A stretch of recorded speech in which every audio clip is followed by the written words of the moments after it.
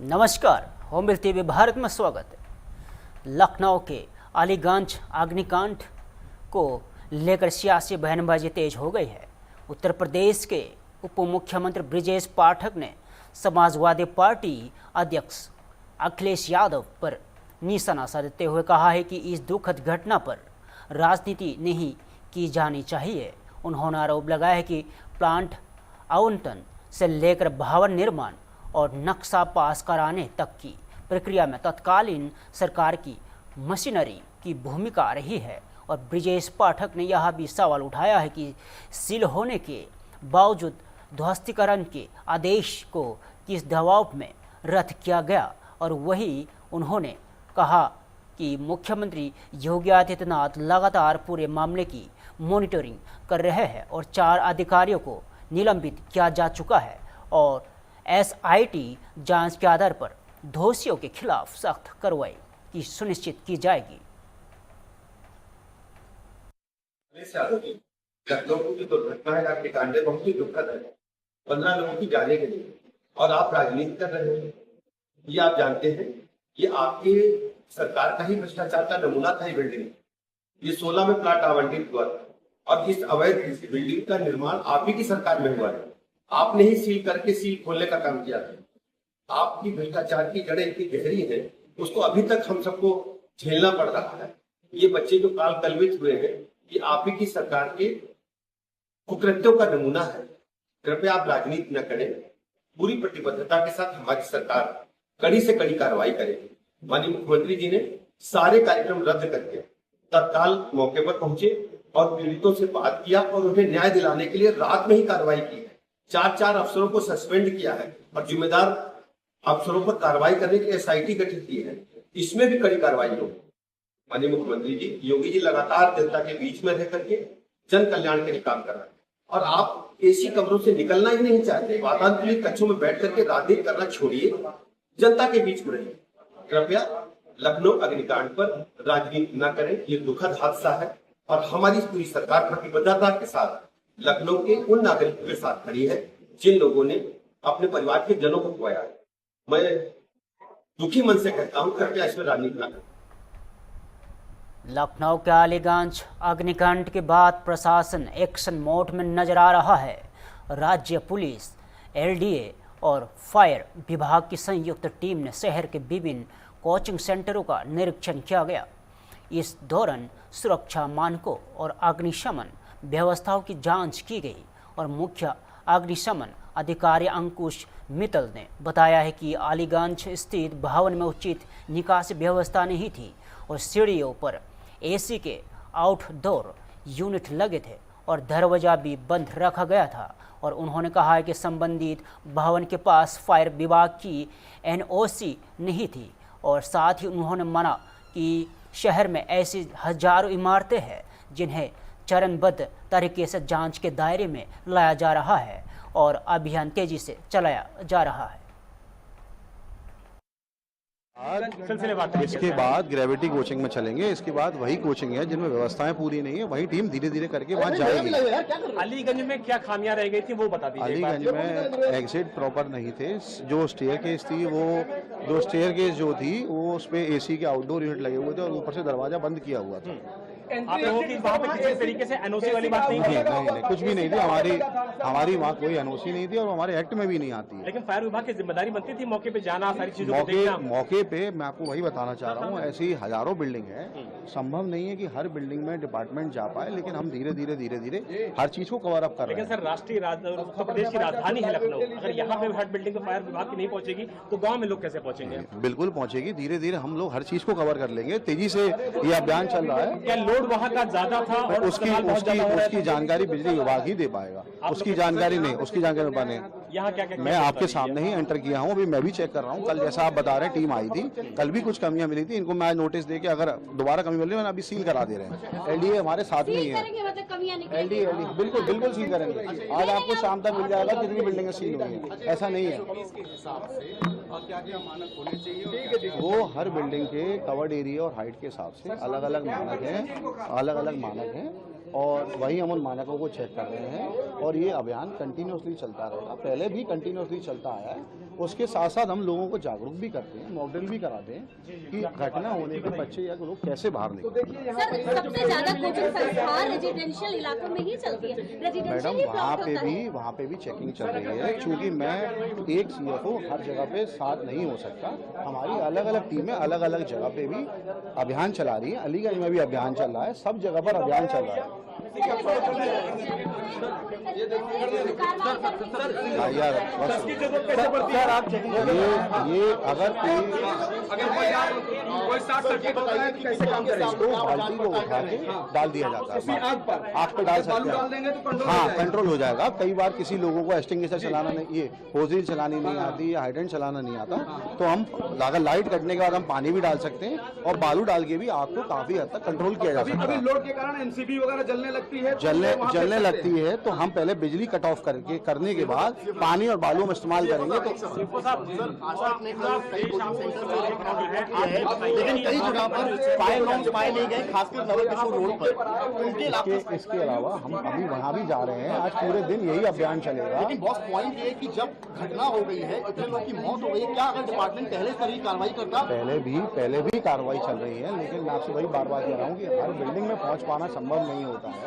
हम लोग कार्रवाई कंटिन्यूसली चलती ही रहती है, पूरे साल कार्रवाई चलती है। है कि उनकी जिम्मेदारी ये बड़ा है को बताने की कि यहाँ कोई बिल्डिंग अगर इलीगल चल रही है तो वहाँ आपकी जाते होंगे, एग्जिट नहीं है, तो आपकी जाते होंगे। हमारे पास कोई कंप्लेंट आती है तब जाते हैं, और नहीं आती है बिल्डिंग। 15 बच्चों की जान चली गई है, 15 बच्चों की जान जाती है, लेकिन कुछ जिम्मेदारी तो बनती है। हम लोग कंटिन्यूसली बता रहे हैं, हम लोग चेक कर रहे हैं और हमें आप चेक करने का अगर अलीगंज में एक सवाल आपसे कर रहा हूँ, आज तक लगातार अलीगंज से ग्राउंड रिपोर्ट कर रहा है, अलीगंज में 4 बच्चों की जान बचती है। आपके बाद होटलों की मेन उसे ड्राइव अलीगंज लेकिन होटल की मेन ड्राइव चलाई थी, कम से कम 200 से ज्यादा होटलों को चेक किया, 40 होटलों को हमने बिजली काटने के नोटिस भी दिए हैं, जो ऑलरेडी बिजली डिपार्टमेंट में हम लोगों ने भेज चुके हैं, और कईयों के नोटिस, कईयों के कारण बताओ नोटिस भी जारी कर दिए। बिजली विभाग की गलती है कि नहीं? बिजली विभाग की गलती है कि नहीं? अगर आप फायर डिपार्टमेंट बता रहे हैं कि उसकी जरूरत नहीं थी, फायर विभाग की गलती नहीं थी, आप बोल रहे हैं, बिजली विभाग की गलती थी कि नहीं थी? लोड के संबंध में लोड का मुझे आइडिया नहीं है कि उस पे कितना लोड था और एक्चुअल में कितना लोड चल रहा है। प्रथम दृष्टिया हाँ वही प्रथम दृष्टिया शॉर्टकट फायर एनओसी नहीं दी गई थी, फायर एनओसी नहीं दी गई। दिल्ली में पंजाब के राजनीति से जुड़े एक कथित विवाद को लेकर बयानबाजी तेज हो गई है। दिल्ली सरकार में मंत्री मनजिंदर सिंह सिरसा ने पंजाब के मुख्यमंत्री भगवंत मान और आम आदमी पार्टी के राष्ट्रीय संयोजक अरविंद केजरीवाल पर निशाना साधा है। सिरसा ने आरोप लगाया है कि सिख गुरु की तस्वीरों के कथित अपमान से जुड़े मामले में फॉरेंसिक रिपोर्ट पेश करने वालों के खिलाफ कार्रवाई की गई, जबकि असली जिम्मेदारों पर कोई कदम नहीं उठाया गया। और उन्होंने सवाल उठाया कि इस मामले में पंजाब के मुख्यमंत्री भगवंत मान के खिलाफ कार्रवाई कब होगी। सिरसा ने कहा है कि सिख समुदाय की भावनाओं और सम्मान को चुनौती दी गई है तथा मामले को दबाने की कोशिश की गई है। में ले गए होटल के कमरे के अंदर स्वपनदीप, जिनको उन्होंने कमिश्नर के रूप में इंट्रोड्यूस कराया और कहा कि आपको ये काम करना है, उसके एवज में 10 लाख रुपया भी दिया। अब सवाल यह है कि 15 तारीख को आपने बताया, वो लड़का बता रहा है कि 15 जून को मेरे को फोन आता है और मैं रात को गुड़गांव पहुंचता हूं। 16 तारीख को सुबह 10 लाख रुपया दिया जाता है। सारा एक दिन के अंदर 1191 फ्रेम की वीडियो की ये दिखाया गया कि हमने इसकी सारी जांच करा ली है, और जिनसे जांच कराई वो कह रहे हैं कि ना तो हम फोरेंसिक का हमारे पास वीडियो का था, हम तो डॉक्यूमेंट फोरेंसिक थे। उन्होंने कहा कि हमें पैसे दिए और हमसे काम करवाया, और एविडेंस के तौर पर स्क्रीनशॉट भी आपके सामने और वीडियो भी आपके सामने। आप सोचिए, आज पंजाब के अंदर जिस तरह मुगलों के राज के दौरान जिस मानसिकता के साथ पाप किया जाता था, मस्सा रंगड़ जैसा आदमी जिसने इन्हें बड़ा पाप किया, और इसी तरह गुरु साहिबानों के प्रति अपशब्द और शराब का इसी तरह से ये पाप किए गए, उसी रूप में आकर आज आम आदमी पार्टी के अरविंद केजरीवाल, उनके साथी दुनिया भर में बसे सिखों को चैलेंज करते हुए हम तो ये पाप भी करेंगे, पैसे के दम पर नकली रिपोर्टें बनाकर अकाल तख्त को चैलेंज करें, और फिर सब लोगों ने आम आदमी पार्टी के सारे ही लोगों से वीडियो डलवाई गई अकाल तख्त के खिलाफ। अकाल तख्त के मान मर्यादा को तार तार किया गया, अकाल तख्त की सर्वोच्चता को खत्म करने का पाप किया गया। आज सबसे बड़ा सवाल क्या है कि जो बेअदबी कानून पंजाब की विधानसभा में पास हुए, आज उनका लिटमस टेस्ट है। क्या उन्हीं बेअदबी कानूनों के ऊपर पंजाब पुलिस भगवंत मान को मुकदमा दर्ज करके, रजिस्टर करके, क्या उसको मुकदमा दर्ज अरेस्ट करती है? क्या भगवंत मान ये सब कुछ सामने आने के बाद पंजाब पुलिस, अरविंद केजरीवाल अभी भी मुंह में फेविकॉल डालकर बैठे रहेंगे? दुनिया भर के सिख आज पूछ रहे हैं, सिख जथेबंदियां बार बार सवाल कर रही हैं।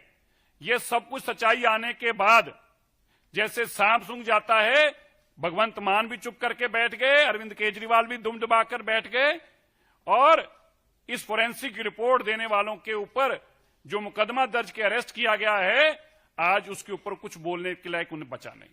आज बहुत बड़ा, इससे पहले बेअदबियों की जब घटना घटी, इस पाप के सजा सबको मिली। हमें विश्वास है जिस तरीके से इतना बड़ा पाप किया गया है, और इस पाप को पैसे के दम पर, पुलिस के दम पर दबाने की कोशिश की गई है, चैलेंज किया गया सिख अथॉरिटीज को, सिखों की मर्यादा को चैलेंज किया गया, सिखों की भावनाओं को चैलेंज किया गया, सिख गुरु साहिबानों की बेअदबी करने के बावजूद बजाय कि पश्चाताप की भावना कहीं दिखाई दे, चैलेंज किया गया। ये सारी चीजें आज पंजाब पुलिस के सामने और अरविंद केजरीवाल जी के सामने हैं। पटना में बिहार सरकार के मंत्री श्रावण कुमार ने स्वास्थ्य मंत्री निशांत कुमार के औचक निरीक्षण को लेकर प्रतिक्रिया दी है। उन्होंने कहा कि निरीक्षण के दौरान स्वास्थ्य मंत्री ने जिन खामियों को पाया, उन्हें दूर करने के लिए आवश्यक दिशा निर्देश दिए गए हैं। और श्रावण कुमार ने कहा कि किसी भी मंत्री की जिम्मेदारी अपने विभाग के अधिकारियों के कामकाज की समीक्षा करना और कमियों को दूर करना है। उन्होंने यह भी कहा है कि यदि जनसेवा के ही अधिकारी लापरवाही या परेशानी पैदा कर रहे हैं तो उनके खिलाफ सख्त कार्रवाई की जानी चाहिए। जब माननीय मंत्री स्वास्थ्य श्री निशांत कुमार जी जब औचक निरीक्षण करने गए, और औचक निरीक्षण में जो जो खामियां पाई उन्होंने, उसके लिए अगर कुछ अपने विभाग में दिशा निर्देश दिया है तो उनको तो ये विशेषाधिकार प्राप्त है माननीय मंत्री को कि अपने विभाग के अधिकारियों के कामयाबी नाकामयाबी की समीक्षा करना, और अगर कामयाबी में कहीं दिक्कत है तो उसको दूर करने का उन्हें शक्ति प्रदान की गई है, सरकार ने शक्ति प्रदान की है, तो उसका इस्तेमाल ही अगर करते हैं और जन सेवा में कहीं कहीं अधिकारी दिक्कत और परेशानी कर रहे हैं तो उनके खिलाफ सख्त कार्रवाई करने की आवश्यकता। समान नागरिक संहिता यानी यूसीसी को लेकर राजनीतिक बहस के बीच शिवसेना सांसद नरेश महस्के ने एनडीए का समर्थन दोहराया है। दिल्ली में उन्होंने कहा है कि शिवसेना एनडीए के साथ मजबूती से खड़ी है और गठबंधन के हार निर्णय में उसका समर्थन करेगी। नरेश महस्के ने कहा है कि देश हित और जनता के कल्याण के लिए जो भी अच्छे कदम उठाए जा रहे हैं, शिवसेना उनका समर्थन करती है। उन्होंने विपक्ष पर यूसीसी को लेकर भ्रम फैलाने और लोगों को भड़काने की कोशिश करने का आरोप भी लगाया। देखते हैं क्योंकि एक बहुत ही बड़ा, बहुत ही अहम मुद्दा है। देखो, हम लोग एनडीए के साथ में हैं। एनडीए ने चुनाव से पहले ये यूनिफॉर्म सिविल कोड के बारे में लोगों को आश्वासन दिया था। एनडीए के हर एक निर्णय में हम उनके साथ में हैं। एनडीए के डिसीजन में हम लोग साथ में हैं, हम लोग गठबंधन में हैं और देश की जनता के लिए जो अच्छा आ रहा है उनके साथ में हम लोग हैं। एकनाथ शिंदे जी ने सपोर्ट डिक्लेयर किया है। उन्होंने साफ तौर पर ये कहा है कि ये बहुत ही लंबे समय से इसकी मांग रही है सिविल लॉ की, और ये जो आइडियोलॉजी है बाला साहब ठाकरे जो हैं वो हमेशा से कहते आए हैं कि सबको इक्वल जस्टिस मिलना चाहिए, और उसी आधार पर हम भी अब प्रधानमंत्री जी की बात देखो, अपोजिशन वाले ये बिल के बारे में गलत तरह की मिसअंडरस्टैंडिंग फैला रहे। एससी एसटी के बारे में, एससी एसटी का रिजर्वेशन, कौन सा भी रिजर्वेशन जो है वो ये बिल से खत्म नहीं होने वाला है, वो चालू रहने वाला है, लेकिन लोगों को भड़काने की कोशिश विरोधी पक्ष कर रहे हैं। लेकिन जिस तरीके से शिंदे जी ने कहा कि बाला साहब का जी का भी यही उद्देश्य था कि सबको इक्वल जस्टिस मिले, उसी आइडियोलॉजी को हम लेकर आगे बढ़ रहे हैं, आप कैसे देखते हैं? बहुत ही देखो, बाला साहब का हर एक तत्व वो फॉलो करना हमारा फर्ज है। उनकी जो इच्छाएं थी देश के बारे में, राज्य के बारे में, वो पूर्ण करना। पश्चिम बंगाल में टीएमसी नेता सब्यसाची दत्ता की गिरफ्तारी को लेकर सियासी बयानबाजी तेज हो गई है। राज्य सरकार में मंत्री दिलीप घोष ने कहा है कि कई नेताओं के पास बेहिसाब संपत्ति होने के आरोप सामने आए हैं और ऐसे मामले में सभी को कानून का सामना करना होगा। और उन्होंने दावा किया है कि राज्य की संपत्तियों की कथित लूट से जुड़ी जांच में कई तथ्य सामने आ सकते हैं। दिलीप घोष ने कहा है कि कानून अपना काम करेगा और जांच एजेंसियां पूरे मामले की पड़ताल कर रही है। बहुत सारे ऐसे टीएमसी के लीडर हैं जिनके घर में अथाह संपत्ति है, धन है, फ्लैट्स है, जमीन है, जंगल के जंगल खरीद लिए हैं, जबरदस्ती ले लिए हैं, और सोना से लेकर और जो सामान और पैसा घर में अभी भी बहुत है जिसको इधर उधर नहीं कर पाए लोग, वो निकल रहा है। अब वहाँ तक कानून का हाथ पहुँचेगा, सब आएगा, सबको कानून के सामने आना पड़ेगा। इतना साल तक यहाँ की जो 8.5 लाख करोड़ का ऋण है बंगाल की, हर जनता के ऊपर ऋण है, पैसा कहाँ गया? विकास क्यों नहीं दिखता है? इसी प्रकार लूट हो गया है, यहाँ की प्रॉपर्टी लूट हो गया है। तो ये सब ऐसे कुछ नेताओं का घर में जमा है, सब निकलेगा। मुंबई में मानसून की बारिश के बीच मेयर रितु तावड़े ने शहर की तैयारियों का जायजा लिया और गांधी मार्केट क्षेत्र के निरीक्षण के दौरान उन्होंने कहा कि लंबे इंतजार के बाद हुई बारिश का मुंबई कारों को आनंद लेना चाहिए। और मेयर ने बताया कि इलाके में पंप पूरी तरह चालू है और सड़कों पर जलभराव की स्थिति नहीं है। उन्होंने कहा है कि प्रशासन पूरी तरह सतर्क है और सभी विभाग जमीनी स्तर पर काम कर रहे हैं और ताकि बारिश के दौरान लोगों की किसी भी तरह परेशानी ना हो।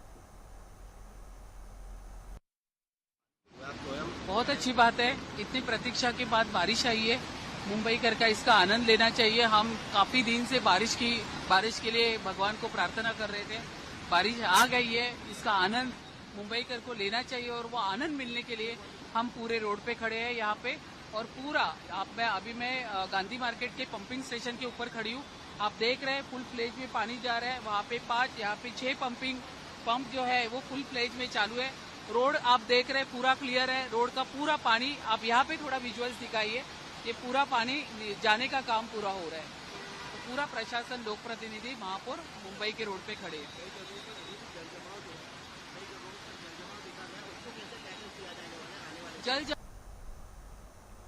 कोलकाता में पश्चिम बंगाल की राजनीति एक बार फिर गर्मा गई है।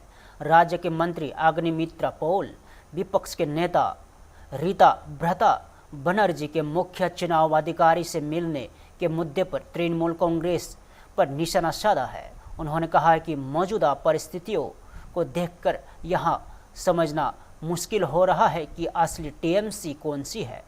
और अग्निमित्रा पॉल ने दावा किया है कि पार्टी के भीतर मतभेद खुलकर सामने आ रहे हैं और जिस दल को अपने कामकाज पर इतना भरोसा था तो वहां अब कमजोर पड़ता दिखाई दे रहा है। उन्होंने कहा है कि उनकी प्राथमिकता पश्चिम बंगाल के लोगों के लिए काम करना है। See, I don't think this is quite important, because yesterday we saw when Honorable Chief Minister was giving his budgetary speech, at the end of the speech, Mr. Ritubroto, LOP, he left with his people. And there were other TMC members who were sitting there. So we are really confused that which is the original TMC. Some people are protesting, some people are supporting us. But ultimately, at the end of the day, this party is non-existent, I feel. After so many years, it is quite a case study that not even a month have passed, probably more than a month, within a month.